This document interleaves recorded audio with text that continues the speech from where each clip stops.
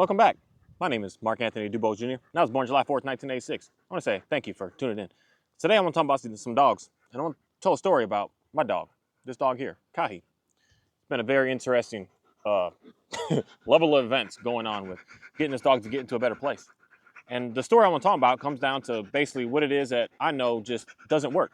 And why I know it doesn't work, because I just don't see it work for me, I'm going to say, and for the people that I help working with your dogs. And that comes down to the concept of having a reactive dog and thinking that you can treat your way around it or punish your way around it. Because in reality, I tried both of these with that shepherd. He was the classic German shepherd, barking at people, barking at dogs, barking at rabbits, barking at squirrels, barking at bikes, he didn't really bark at cars. He was okay with cars. But he just barked at first, 100% of dogs, 100% of people. And then my first go-to was the ball and the string. I would just try to get him to stare at the ball instead of staring at the said dog that he wants to try to bark at. And it was very short-lived because that ball and the string became very worthless. It got worthless. It was an extremely intense tool to use when there's no distractions around. But when there's a person or a dog around, it was meaningless. And of course, I tried food. I always had my good food on me all the time, and it was just meaningless. So when I was going to the process of realizing that both of those concepts were meaningless, my only next thing is to go towards the pressure part, which is using the corrective punishment part. This is the part that a lot of people stumble and fumble into. You're using your treats, you're using your toys, you're using your play to get some things done. But something starts to happen that it's not working. And you're wondering, like, what the heck? And then, of course, the balance trainer is going to come in and say, you know, we've got the prong collar, we got the e-collar, we got the plastic collar, prong collar, we got all these things. We got the slip leads, we got the martingales, we got the gentle halters, we got all these things. We got all this stuff to be able to help you get your dog through this reactivity. So for me, you know, the prong collar, it's the easiest one for me to already be able to have because of the school and understanding of it. And we're just gonna hope the dogs are gonna be all right. They pretty much always are. They do the same stuff here that they do at home. That's why, be neutral and they'll be neutral.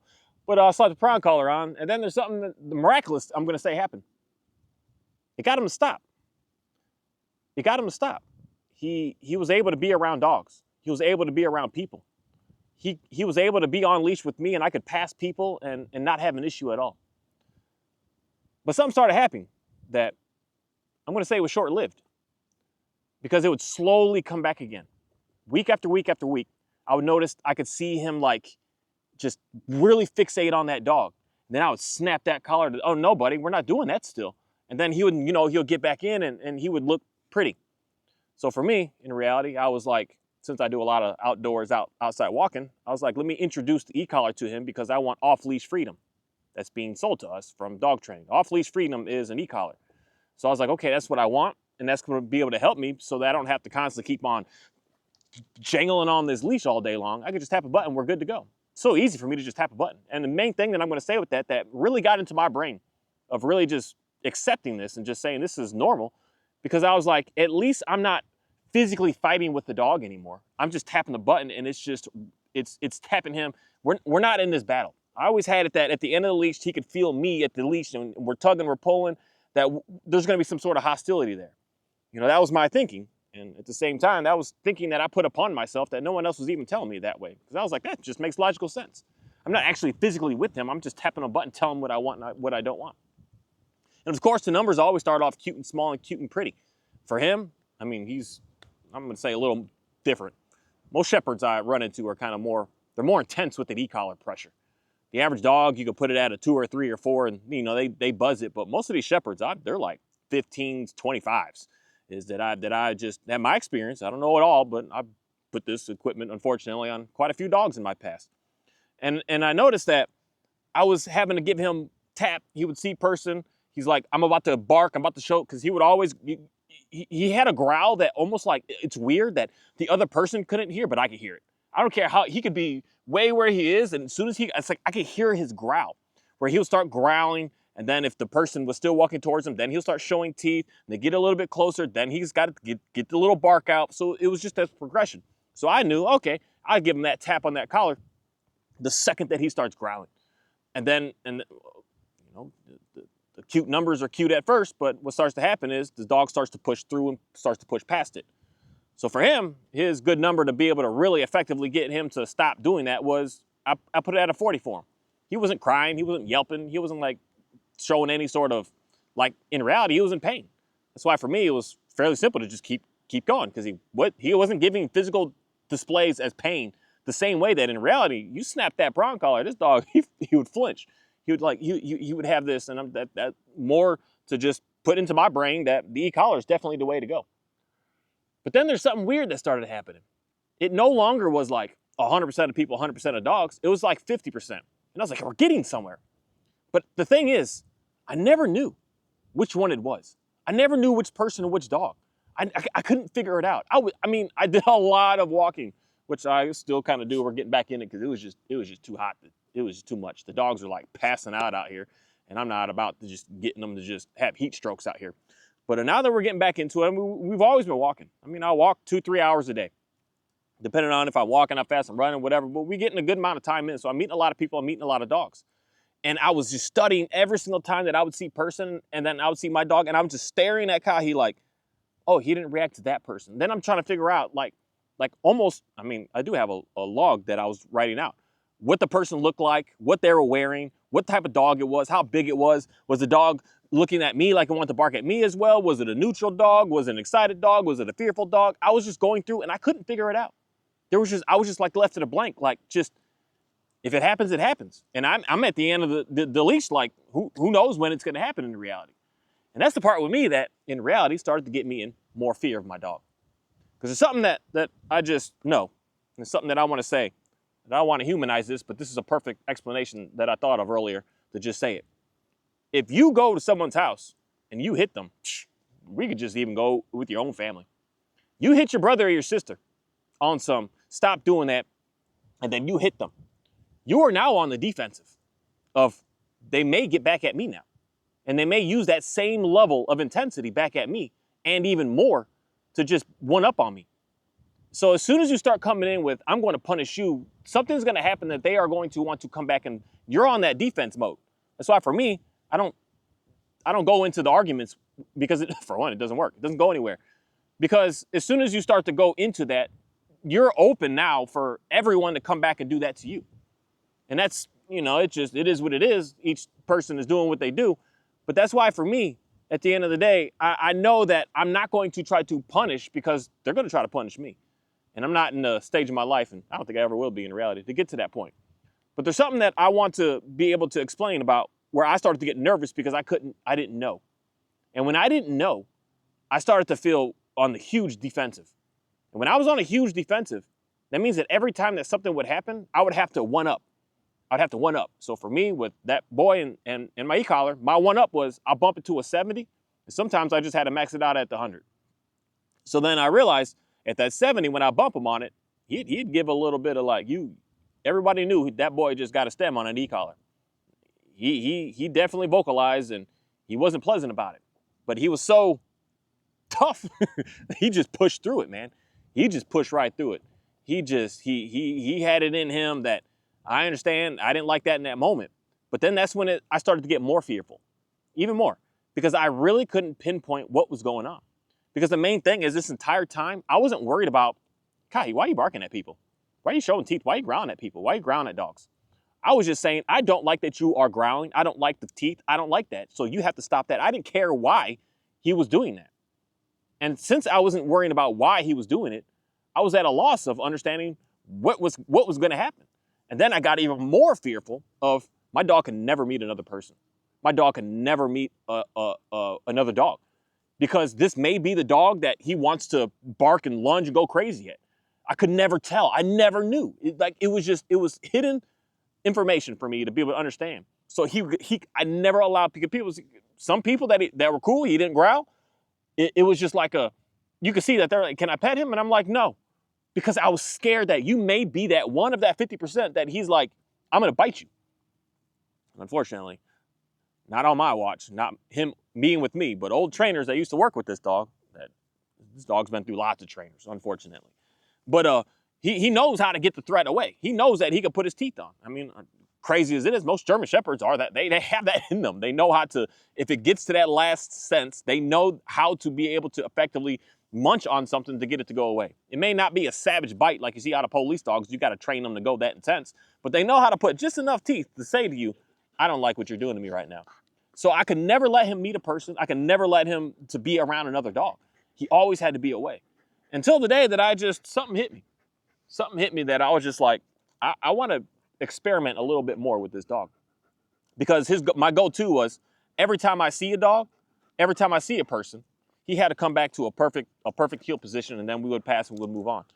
And that perfect heel position was putting him in what I'm going to say is when I really started to study him, I started to study him in a different way of not caring about the growl, but caring about what's happening to make you want to growl. And then I saw a very scared, nervous, very insecure dog. And he would just be next to my side, like just shut down. And then we would get past it. This is the part I made a couple videos. When we get past this, because he doesn't do this anymore. He used to do it like crazy.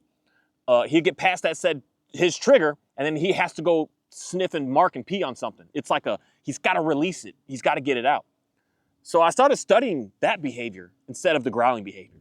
So what I started doing was, if he wasn't barking or growling or doing anything to a dog, I would just let him go. I wouldn't call him back to a heel.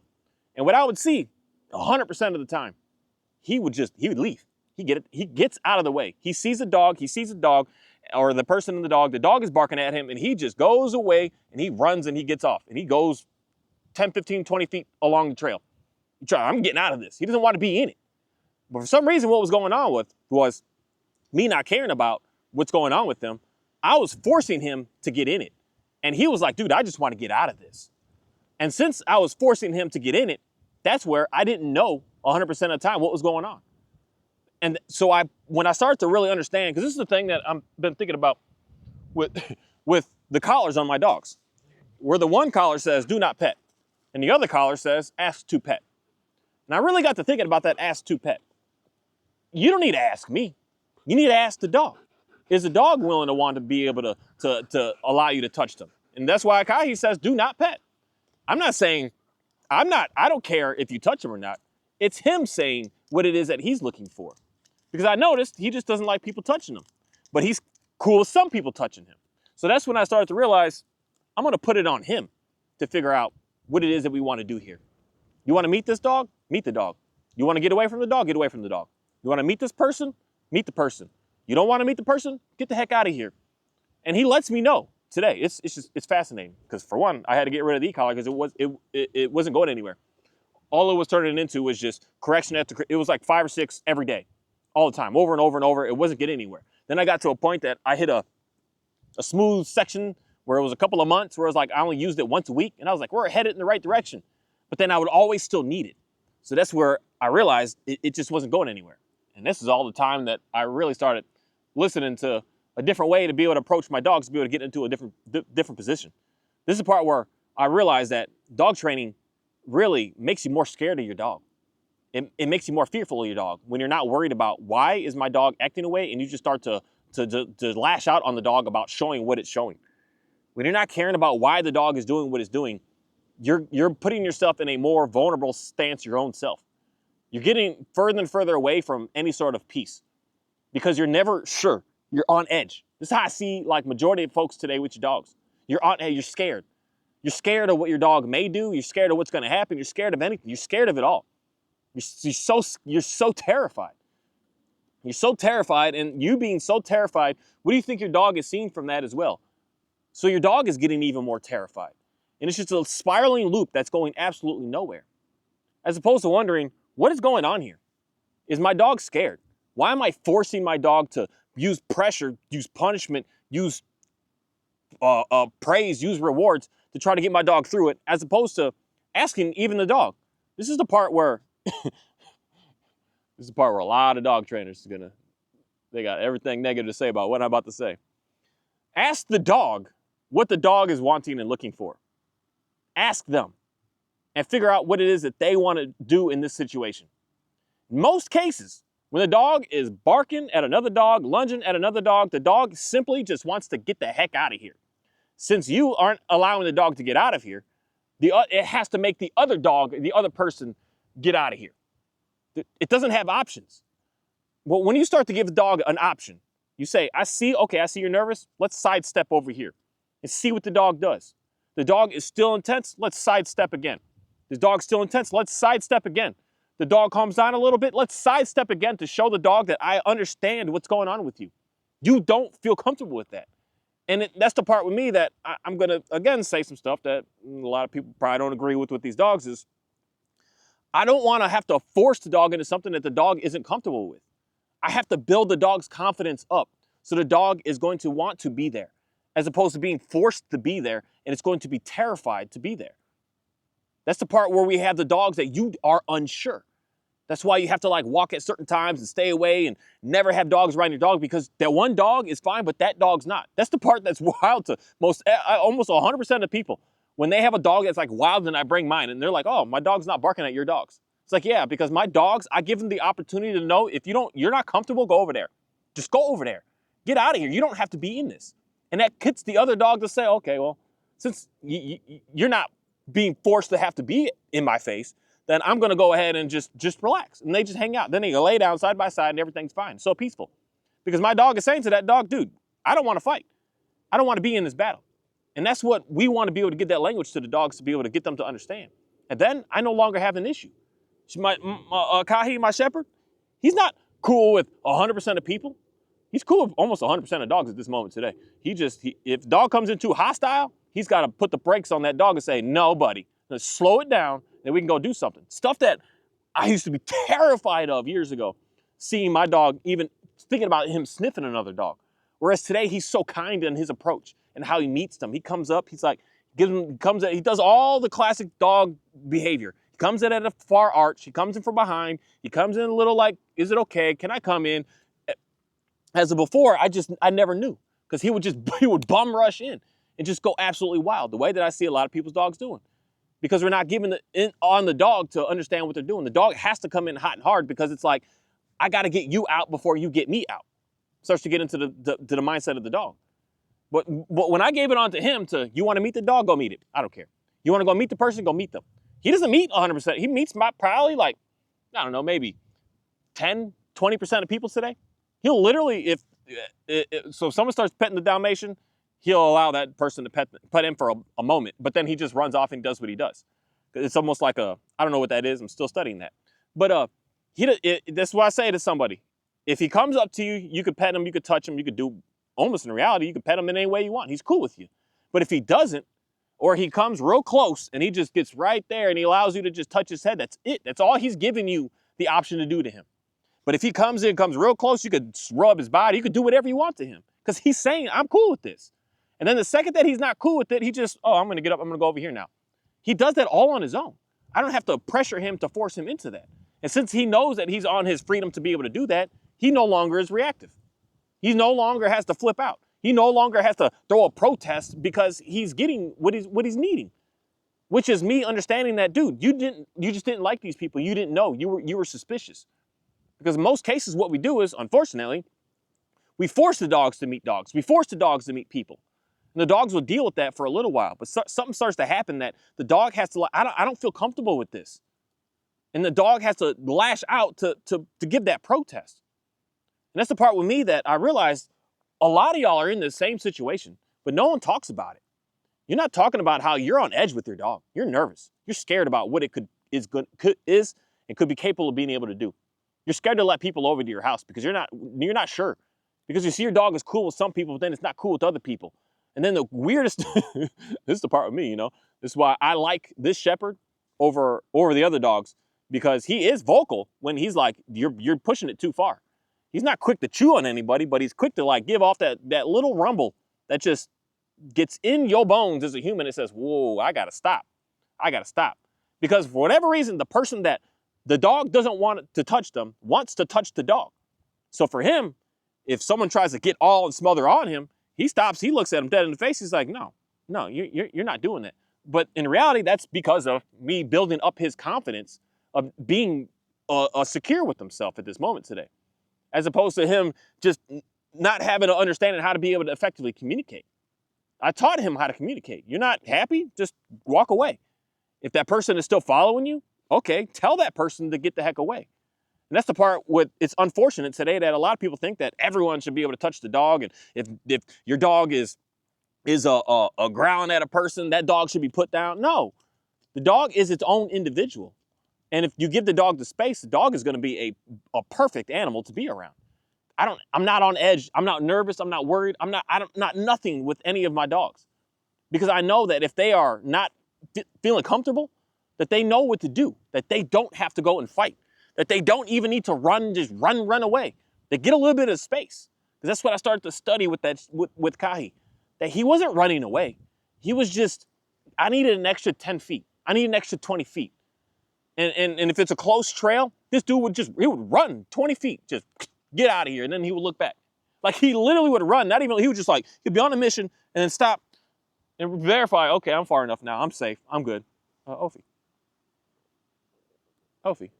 you can come here. You got some dirt all on your nose. We'll deal with that later. But he just runs and he gets clear of the situation. Whereas today, he no longer needs to do that because there's no confusion. Because in reality, most cases, what was going on was the confusion started happening as soon as I started applying pressure to him. Of saying, you don't have, I know you're nervous, but I don't care. Ecollar. I know you're scared, but I don't care. Ecollar. I know you're insecure right now. I don't care. Ecollar. And I would just keep pushing and pushing and pushing and pushing. And that word I want to use here is validate the fact of what's going on with him emotionally. What's happening to him? Why is he acting this way? This is why most people are not getting help, because we're not viewing the dog that way. We're viewing the dog as, I don't know what else to say, but just this right here. This right here. This is how most people and most dog training represents, that we treat the dog like it's this. I don't like what it's doing. I could just throw it, get it out of here. I don't like that it was sitting there. I don't like that it looks this way, so I could just go ahead and I'll just chisel it down and make it look the way that I want it to be. You know, I don't really, I could just walk all on them. I don't care about them. They're nothingness. That's like what it represents, that the animal is nothing. That I could do whatever I want. Like, in reality, I don't know. This rock may have more than that, but as far as we know today and what we got, it's not, that's the best way of putting it. It's not alive. It's a rock. And I could do whatever I want to it, and the rock is not gonna give me any kind of pushback. It's just gonna be, it's a simple rock. It's all that it is, and it's all that it's ever gonna be. It's not scared, it's not worried, it's not nervous, it's not jealous and envious over the fact that another one is bigger or smaller than it. It's just a rock. And that's not what dogs represent. We have to figure out what's going on with the dog. And once I started to really just dial in and figure out what is wrong with my dog, why are you acting like this? As opposed to, I'm gonna punish this out of you. That's when I started to really see the ease of life with all my dogs across the board in reality. I started with that with my Great Pyrenees, realizing that he barking excessive because he was scared. And my opinion, personally, just my opinion, I see a lot of Pyrenees, and unfortunately a lot of them don't make it around where I live. They get hit by cars. But I believe that they bark the most because they're scared, not because they're confident. A confident dog is a quiet dog. An insecure, scared dog is a loud, making noise, rowdy, running around, sporadic, crazy, wild dog. That's an insecure dog. A dog that is really, really sound, they're so chill. They walk around, they move, they can lay down for hours. They could see something that may make them a little nervous. They'll give a little bit of a bark and just stop and let's go ahead and get that dirt off now. Make a little noise and they just move on. But these paranoid, that's what he is. These Pyrenees, they just bark for 30 straight minutes. That's not healthy for anything to be able to be doing. So in reality, what we're doing is breeding certain dogs to do stuff that is, I get it, we said we need it, but we need to be able to understand that there's only so much we can do as humans. And these animals just are who they are. And what they want to do is be able to figure out how to be able to calm down. That's why for me, at the end of the day, with the type of work that I do, that I use this dog for, I realize the dog isn't what I want. The donkey is what I want, but the dog is not what I want, because I'm putting stress and pressure upon an animal that is just inappropriate. And that's led me to be able to just see how to be able to get dogs to just be neutral in everything. Is figure out and realize, what are you scared of? What are you overexcited about? What are you super nervous of? What's got you not being able to sleep good? As opposed to just lashing on the dog. Even worrying about exercising your dog. Like wonder, what's going on with my dog that it needs exercise to begin with? So that you can figure out the type of exercise that your dog actually needs. Because in most cases, the exercise that you're doing with your dog is actually not the exercise that your dog needs. And that's what's messing you up, because that's why your dog isn't getting fulfilled. It's getting half of what it needs. And it needs the whole package. And each dog is its own individual with that. So with my shepherd, I had to figure out, what does he like? I used to do a lot of obedience work with him, thinking that's what I learned, you know, get his mind tired, get him to chase a little bit with the ball and do obedience. We used to do like 30 to an hour obedience routines every day. That's what I used to do before I even took him for a walk, is a half-hour routine every single day of just different things. He knows how to do quite a bit of stuff. He knows all the little tricks, all the competition things. He knows how to do the whole perfect, the tension, heel. He knows all this stuff. I used to just drill that in. Then I realized one day I just literally had that ball in my hand. I looked at him. I said, dude, you hate this, don't you? He looked at it. It was almost like he spoke straight English to me and said, yeah, buddy, I hate this crap. Let's go do that instead. And in reality, my go-to was, you're not sniffing nothing, buddy. I take him on walks out here like this and never let him sniff. He had to just walk with me. And then one day I just looked at him and he just looked at me again on some clean English. English was just like, I can't stand this, dude. I just want to go smell something. And you know what we've been doing the past, 2 straight years now? He smells all he wants. And you know in the past 2 years how much of a nicer dog that I've seen? Because I got that exercise that he needs. Some shepherds, it's to chase, it's to run. He cares less to chase the cows, to chase the chickens. He cares less. He had an explosion one day in him. He went on a rampage, but it was like, yeah, one explosion, done. I want to go smell stuff. I want to go find things. I want to go look for stuff. That's what he wants. And I could only understand that by just looking at him and just saying, dude, what type of exercise do you want? What are you looking for? What do you want to do? Put the dog on a leash and take them out and see what they do. And whatever they do, that's what more likely they want to do. And you just allow them to keep doing that. And then you understand when they see something and he starts to get nervous, they start to bark, they start to go word. It's not just no, don't do that. Okay, let's stop and say, why are we doing this? What's going on here? What's happening? What has you nervous? And this is the part for each of us to understand that it's a dog this is the part that I want everyone to realize, these dogs are not these rocks. They're not this. They're something of an individual. And it is valid for them to be scared of something. Especially if I'm going to take a dog out of its natural environment and stick it into a city. It's natural for the dog to be scared of bikes, cars, trucks, fire trucks, ambulance, airplanes, people, other dogs. They're going to be terrified because we're taking them away from what's natural to them. So for me, I love taking my dogs all kinds of places so that they just can see the normal in everything. But it's valid that they're scared, that they're nervous, that they're weary, they're unsure. It's valid, and we have to get them through that. And the only way to get them through that is allow them to go through that on their own. You're not going to punish them through that, and you're not going to reward them through that. Because what starts to happen is, best case scenario, say you're able to put a cookie in your dog's face to get it to look at you. The best case over all the worst cases. But most cases, it doesn't work. It doesn't work. It'll get you to a point, and it just stops working. It's completely ineffective. And then that's where I need something more. So that's where you got to come in and start punishing the dog then. That's where that part has to come in. It has to show up. And that's the part that makes it way worse because it gets confusing to the dog. And then what starts to happen is the dog's going to start punishing you the same way that you're punishing the dog. That's where you really start to not trust your dog anymore. And that's the part that I want more people to just really understand what's going on here, as opposed to just thinking you're that one person that this stuff isn't working for. No, I'm that one person as well that the stuff wasn't working for. I'm that one person as well that was giving this advice to lots of people, so-called helping them with their dog, and seeing that it didn't get anywhere. It looked pretty for a moment, but it didn't get anywhere. It didn't get to the point that I could just simply do what it is I'm doing with this dog that years ago, this is impossible. Like this right here would have scared me so much for this dog to just be off leash, no e-collar, no nothing on him, for him to be able to just do what he's doing right now. It would have been impossible. Impossible. And even the day that I got this dog, I was like, how am I going to be able to do that? As wild as she is over the birds, the everything, I was like, it'll be impossible to get this dog. I was even thinking that. Like, how am I going to get this dog? This was like a big challenge to me of like, buddy, you say you know what you're doing, then let's see it. And then to me, it's just wild to see like the differences, everything going on. These dogs have the availability to do, in reality, what they want right now. But what is it that they constantly keep doing? Where me at? They want to just hang with me. They want to keep figuring out what's going on with me. And I got nothing. I got nothing on me. I got nothing to give them but a pet. I got nothing.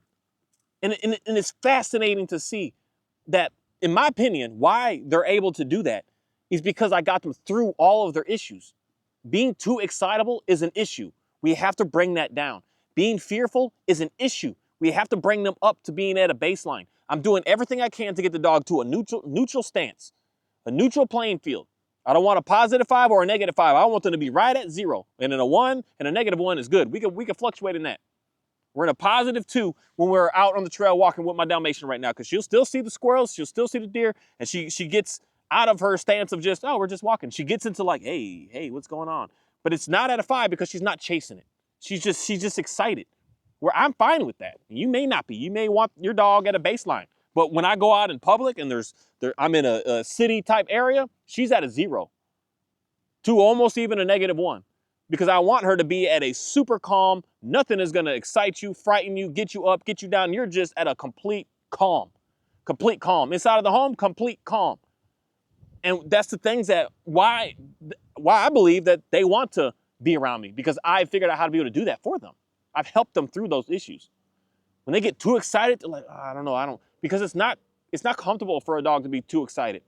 It looks cool on video, but it's not good for the dogs. It is disastrous to the dogs to be in this extreme, excitable state all the time. It is disastrous. And it's also disastrous for a dog to be extremely scared. Both of those are just as bad. That's why being punishment is just as bad as over-rewarding. They're both just as bad. The dog just wants to be at a baseline, just calm. And that's why they'll just hang out. And I don't care what's going on, because I've been able to help them through that. And that's what I want more people to really understand. And especially just knowing that I'm not, how do I say this? There's a lot of trainers out here that's like never used a prong collar, never used an e-collar, but they don't like them. There's a lot of trainers out here that never were like heavy on just straight treats and they talk bad about it and they've never done it. I've done it all. I've done it. I'm not just looking at a video and saying, oh, look at that dog, it's stressed out. No, I did it with my own, and I collected money from people even to do this stuff to their dogs. And seeing that mine weren't getting anywhere, theirs weren't getting anywhere, I was like, what do I have to do here? I gotta change something. Something's gotta change here. I can't keep doing the same stuff. I'm getting worse and worse. I was getting worse. I wasn't getting better. I had a day that it seemed okay, then a day that it was just catastrophe. I'm no longer in that. I'm in a days that every day is pretty consistent. I might have a day that she might get a little extra or seen a rabbit, or I gotta actually call her to say her name to get her to stop trying to go run after it. Okay. But I'm not no longer like every day just having to slam the hammer down to get the dog to want to pay attention to me, or keep trying to bribe the dog all day to get the dog to want to pay attention to me. And that comes down to the number one thing that I really want more people to really start to understand is it's valid for the dog to be scared. Don't just shut up, get over it, I don't care what's going on with you. Don't just ignore it and think that you're gonna apply pressure or try to treat them out of it. Understand that it's real. It's real. Understand that if they're scared of something, that you can't choke them out of it from being scared. Because all that they're gonna do is still be scared of that, and they're gonna also be scared of you. They're gonna be scared of you as well. And what always happens is they're gonna get one day more scared of that than of you. And that's when the dog does something wild. That's why you're on edge right now. That's why you're scared of your dog. That's why you can't go to the dog park, for instance, because you're scared of what your dog may do. Because you see it okay sometimes, and other times you're like terrified of what's going on. And that's what I want more people to get out of. Thank you. Hey.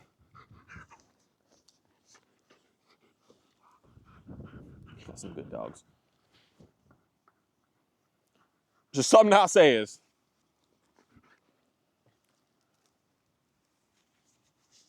I know for a fact that what I do with working with these dogs today works.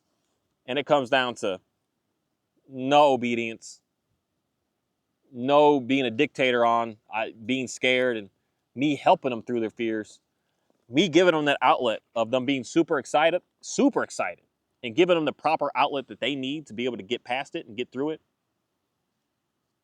And me just being more kind, more patient, and more understanding of that dog in my face, especially knowing that they're not perfect.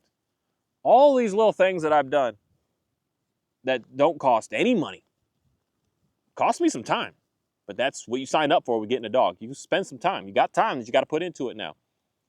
And I'm seeing incredible results.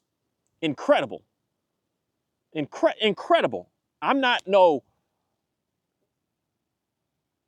50 years been working dogs and 50 years and the world's greatest and got all this. I'm a simple guy that simply went to a dog training school in 21.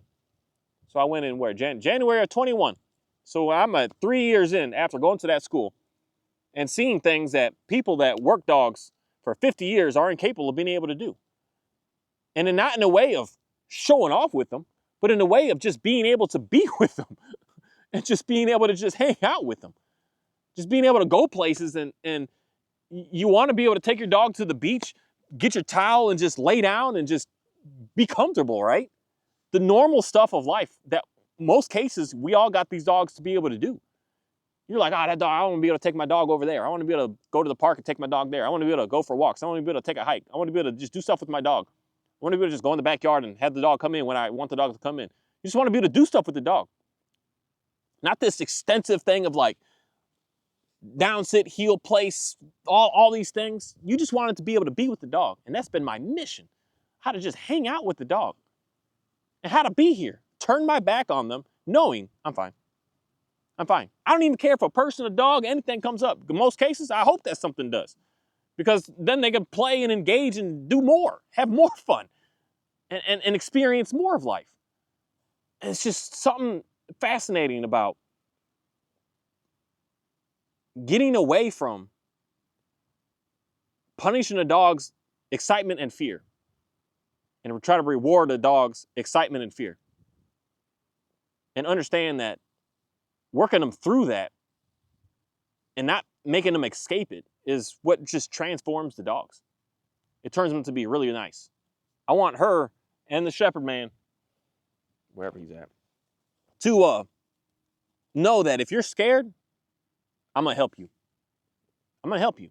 You got a lot of energy you need to burn off? I'm going to help you. I got you, man. You need to go do it on your own. I got this for you. I'm going to help you through this. And that's why they'll do what they do in pretty much any and every video of mine for the remainder that I have these dogs. And the new dogs and any dog that I get is going to look.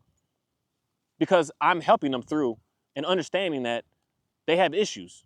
The same way I have issues, they got issues. And they help me with my issues because they let me know that it is stuff that we need to work on, that we can't just run away from. And that's going to be able to get us to be in a really good place.